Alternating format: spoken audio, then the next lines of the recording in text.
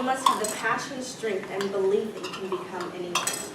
These inspiring words come from a woman that has literally risen from the bottom to the top. She has persevered to achieve her dreams and to achieve her goals. And today that's what my group is going to talk about. We're going to talk about the disproportionate representation of African American women and how they're still breaking down racial barriers in the media. My name is Amanda Heidemann, and I will be talking about Misty Copeland. My name is Tyler Hardy-Krosky, and I will be talking about Halle Berry. My name is Katie Abbott, and I will be speaking about Shonda Rhimes. And I'm John A. Matthews. I'll be talking about Ava DuVernay. So Misty Copeland. Misty Copeland is one of 6 children. Growing up, she lived in a motel room with her mother. Her mother was the sole provider for her family. And they were in a financially and mentally unstable household. And her mother was definitely not supportive of her dancing.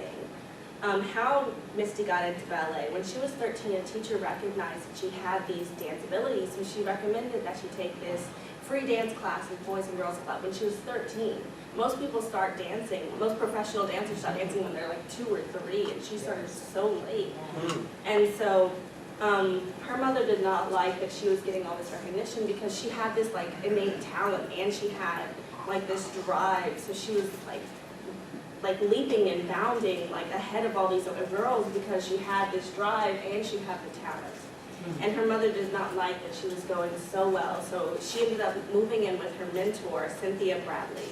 And then there was a custody battle because her mother did not want her to be living with her, so her mother took her back and she was like, "You're not going to do dancing." And she's like, "Well, that's what I'm doing." And so it made her want her dream even more because someone told her that she couldn't have it. So she ended up moving out when she was 19, and she went to go to New York because she got a full scholarship to work with the American Ballet Theater, where she was one of the first African American people hired.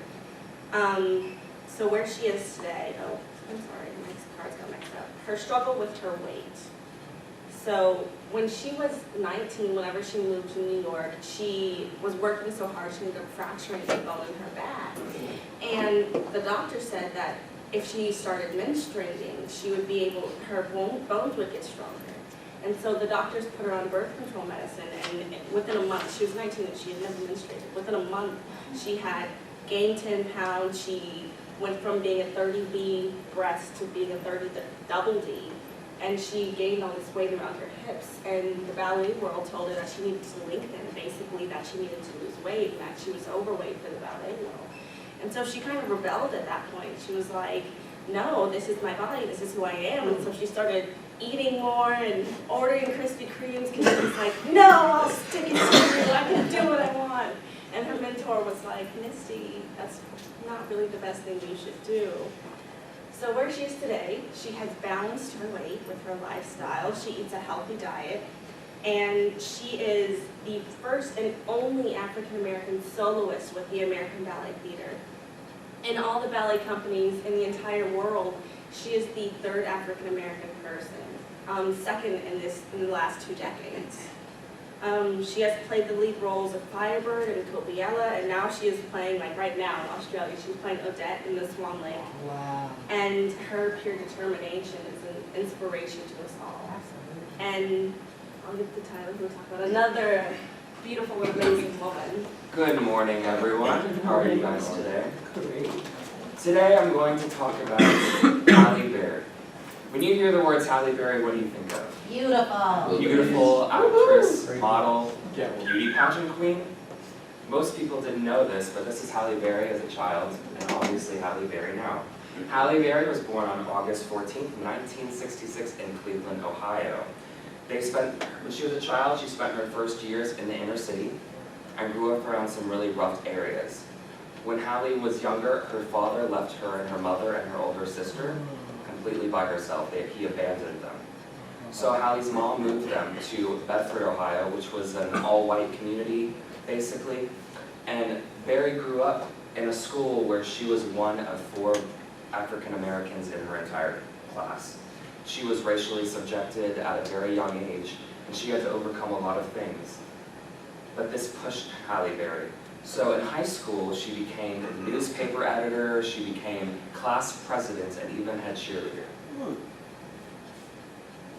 During the 1980s, Halle Berry went into several pageants, winning Miss Teen Ohio, Miss Teen USA, and came in 6th place in the Miss World competition. Wow. We knew she was beautiful, but when Berry was young, in her 20s, she moved to New York and pursued a modeling career where she did some catalog work. In the 90s, Berry got her first major role in Living Dolls, which only lasted for a year. And then she went and did the CBS primetime drama, Knots Landing, which is not up there. After that, Berry did Spike Lee's Jungle Fever, where she played a crack-addicted daughter. She got rave reviews for this. She did an amazing job. I personally saw this movie. It was awesome. And in 1995, Berry offered an amazing performance of Losing Isaiah, where it's a story about her as another crack addict playing those roles, who's losing her son. She played opposite of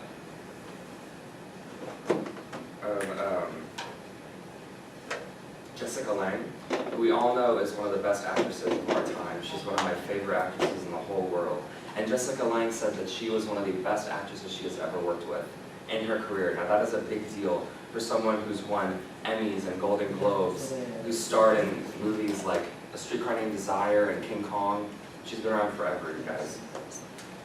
Also, Berry had started breaking racial moves already. She was the first African-American woman to be cast as the Queen of Sheba, ever. Now this movie has been made several times, but she is the first African-American to ever be played as the Queen of Sheba. It's usually played as a white woman. In 1999, she did her most passionate performance with the movie Introducing Dorothy Dandridge, which she won a Golden Globe and an Emmy for Best Leading Actress. Halle Berry, in 2001, starred in Monsters Ball, where she played the wife of a death row prisoner who ends up falling in love with a racist prison guard. She did such an amazing job that she became the first African-American woman to win an Oscar in the leading role, which is amazing. That had never been done before in the entire history of the Oscars. And so we're going to watch her speech, which was very emotional, to say the least. And the Oscar goes to Halle Berry in Monsters Ball.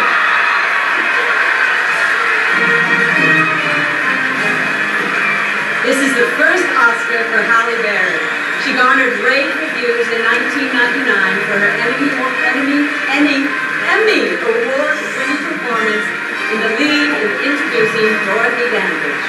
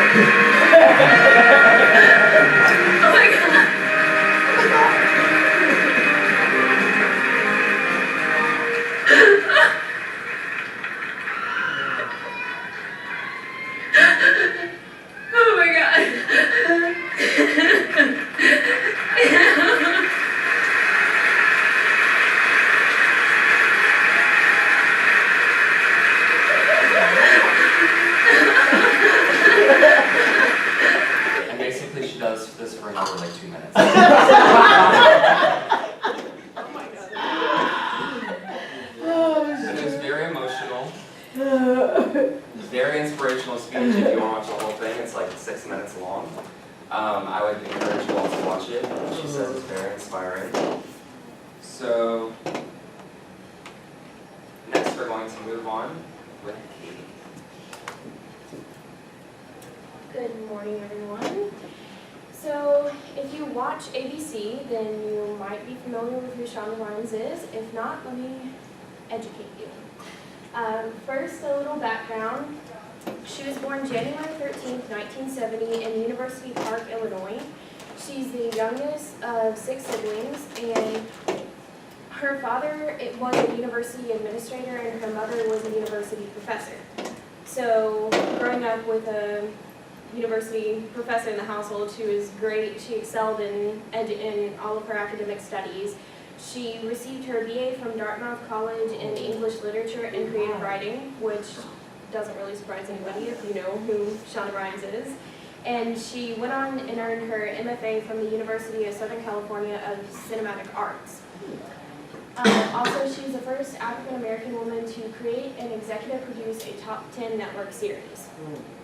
But we'll go on to that. Her road to fame. Shonda, yes, yeah, that was my reaction. She wrote The Princess Diaries too, which totally blew me away. I never even knew that. She wrote a few movies getting started after she got out of college, but they never really hit the big screens. She did her first feature film. It was entitled Crossroads. She wrote that, and it had Britney Spears in it, I believe. And this led her to writing Princess Diaries 2. She also wrote HBO's Introducing Dorothy Dandridge, which was made into a film starring Halle Berry, and coincidentally led to Shonda's rise to fame, which I mean made her her name blew up everywhere. Before she got into TV series, she decided that she wanted to adopt a child, and she adopted a little baby girl named Harper Lee, and Harper Lee was an infant, so Shonda spent a lot of time at home watching TV, taking care of her daughter. And she, watched TV and realized that there wasn't really any good shows on, so that is where her inspiration for Grey's Anatomy came about. And in 2005, she wrote Grey's Anatomy, and it became a smash hit. And soon after, I think it was like 7 years, in 2012, she wrote Scandal, which is like my favorite show ever. It's a political show about the White House and Olivia Pope and gladiators. It's awesome. But what she's doing now, Shonda created Grey's Anatomy in 2005. 7 years later, Scandal came out. And if you've been keeping up with ABC, then you know that How to Get Away with Murder was recently written and produced by her. And it stars, it was a smash hit that dominated the charts this year, and the lineup for the show included Oscar-nominated, Tony Award-winning actress Viola Davis, who I adore. And although Shonda hasn't given any further information about any new series or movies that are coming out, she continues to put fans on the edge of their seat, waiting for the next episode of Scandal or Grey's Anatomy to come out. So, with that being said, I'm handing this over to Johnny. Hello. I'll be doing Ava DuVernay. She was born August 24th, 1972. She went to UCLA. Her dad was an entrepreneur. He was a carpenter. During the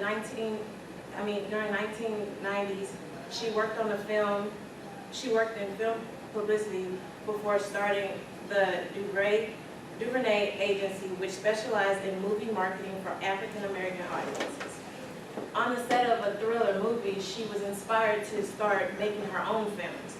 So in 2006, she started making short films and documentaries, such as Saturday Night Life, This Is the Life, and My Mic Sounds Nice, The Truth About Women in Hip Hop. In 2010, Ava, she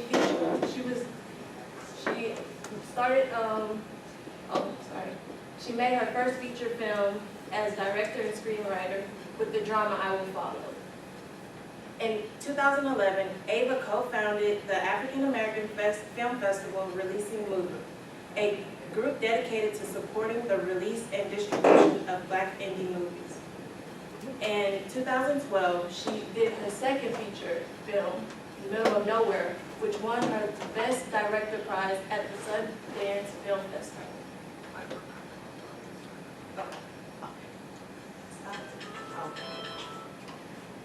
Well, you can keep going. He We forgot probably to on cue you, you. so sorry. Keep going for a minute. He forgot to cue you. Okay. At the end of 2014, a movie named Selma was released. It was about the movement to secure African American voting rights in Alabama during the mid-1960s. Ava directed the movie. Originally, it was brought to Lee Daniels, which he turned it down. Then they brought it to Ava, and she accepted. But she rewrote the script because the script was mainly about Martin Luther King Jr., but she wanted everyone that was involved with the movement to be recognized. So she rewrote it. For the film Selma, she received a Golden Globe nomination for Best Director. She is the first African American woman to do so. She did not win, but just because she didn't win does not mean that she's not opening doors for women behind her, African American women behind her. So now that we've gone over how African American women are opening doors and continue to open doors in the 21st century, we hope you enjoyed this speech. Thank you.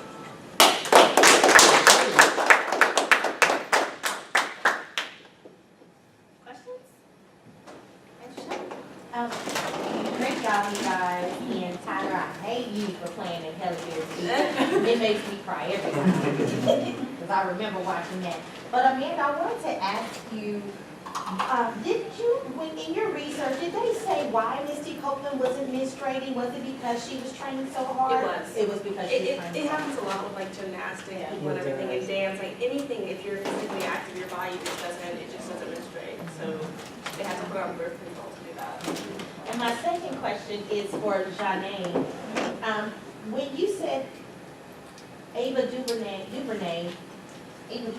was on the set of Collateral, did it say what role or what position she was playing? No, she was just behind scenes, like watching and helping, not really doing the director work, but helping out. And she watched Jamie Foxx, and she was like, when she was the process, she wanted to make her own film. So that's what inspired her to start. This was a very good presentation. I got lost, which is also why I forgot to hold up the 1 minute sign. I want to apologize about, but all of y'all's information is so amazing. It was really, really good. It's really captivating.